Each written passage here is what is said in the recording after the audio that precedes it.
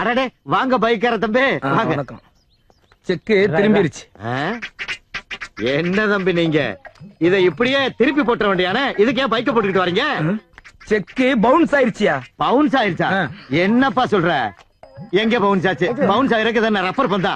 பேங்க்ல பணம் இல்லாம திரும்பி வந்துருச்சியா? இங்க வர்றா, எவ்வளவு பெரிய பேங்க்ல பணம் இல்லையாடா, எவ்வளவு கேவலப்படுத்துறாங்க பாரு, எவ்வளவு அசிங்கப்படுத்துறாங்க.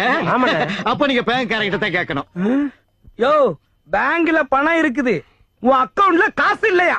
யார பாத்தியா அக்கவுண்ட் அக்கவுண்ட் பேசிக்கிட்டு இருக்க? டேய், அரிசி கடையில அக்கவுண்ட் இருக்காடா? இல்லனே. மளிகை கடையில அக்கவுண்ட் இருக்காடா? இல்லடா. டீ கடையில அக்கவுண்ட் இருக்காடா? இல்லனே. பிராந்தி கடையில அக்கவுண்ட் இருக்காடா? கேதுல அக்கவுண்ட். கேட்டியா? ஒரு டீ வாங்கினா கூட நாங்க கேஷ் கொடுத்து தான் வாங்குவோம். இப்படி இருக்கும்போது பேங்க்ல அக்கவுண்ட் வைக்கிற அளவுக்கு எங்க குடும்பம் என்ன கேவலப்பட்டு போயாடா கிடக்கு? அதானே. அப்புறம் எப்படியா செக் கொடுத்த? நல்ல கதையா இருக்க, நீ தானே கேட்ட.